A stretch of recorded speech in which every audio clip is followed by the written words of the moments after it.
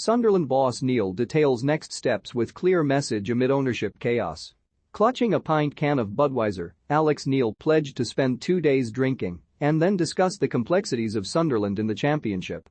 The Scot was a bit emotional. "My biggest fear in football has always been letting people down. That hangs heavy on me. I came here for that scrutiny and pressure. We can't then let them down. So for 2 days I will have a very good drink. I will have a hangover for a couple of days. Then I will think about the championship. They can phone me when I am better."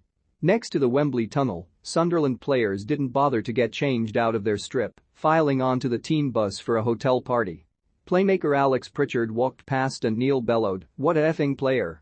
What a effing players." In the sober light of this week as the Wearside party subsides, Neil will analyze whether Sunderland's chaotic ownership structure can deliver the tools he needs to compete in the second tier. Controlling shareholder Lewis Dreyfus does not own a majority of the shares. The Madrox group of Stuart Donald, Charlie Methven and Juan Sartori remain majority stakeholders, and they have to prove they can lever in more investment or more likely sell up now they have their championship club premium.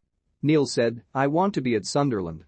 I want to be here, I want to take it forward, and there's massive scope still for us to go. But what you need to understand is that you're going to a new level. I want the tools to do the job. There are teams coming down with parachute payments and guys on £100,000 a week that are scoring 43 goals a season. It's a tough level. I've been told a million times we're not a League One team, but there's a lot of hard work that goes into getting you to that level because that level is really tough. I walked in the door and it was, right, there's the squad, win games. And I went, no problem. But when transfer windows open up and you go to the next level and you're aspiring to be higher than that level, then that's very different. There's got to be investment and different facets that make you competitive in the next league. If you're doing a job, I'm sure you want the tools to do that job. I'm no different. Whether the ownership is split, whether it's an individual, whether it's 3 of them, whether it's 10 of them, I'm not really bothered. That's for them to sort out. What I want is to do the best I can for the club. The rest of it is not my problem." Neil, on a 12-month rolling contract, wants to stay and speaks of a bond since joining in February and going on a 16-game unbeaten run. He concluded, "I am emotional because I wanted to deliver something for them that they have been craving for 5 years. People love a fallen giant, don't they? They love kicking people when they are down. What we have done is rise. It makes me the proudest person in the world at the moment. Difficult talks may lie ahead."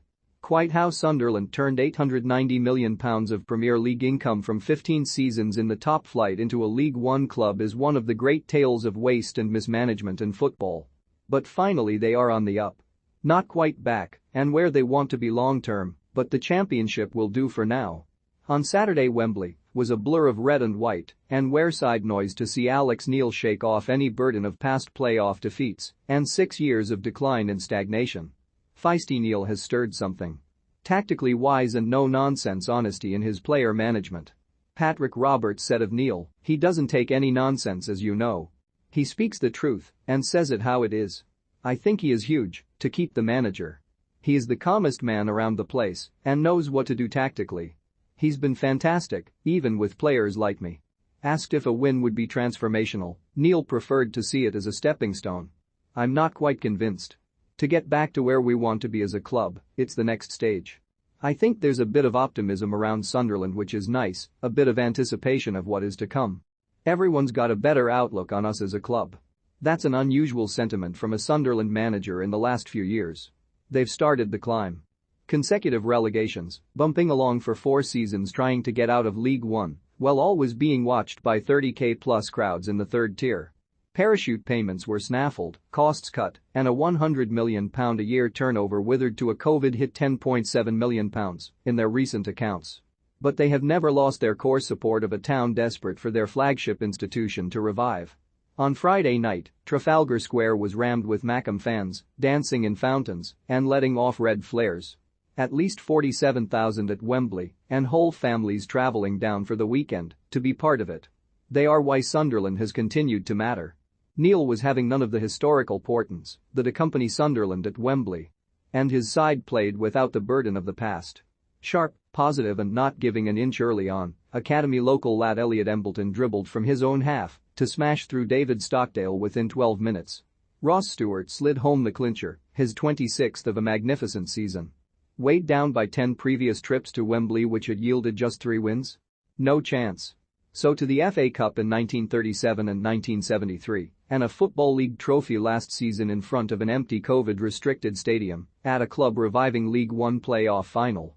Playoff campaigns have been cruel, but not this one. 3 previous Wembley visits and defeat in 1990 against Swinton, penalty shootout heartbreak in 1998 and Michael Gray's famous penalty miss, and the last-minute loss in 2019, both to Charlton. The Mackem fans, and the players who coped with the pressure to deliver, deserved their moment of celebration.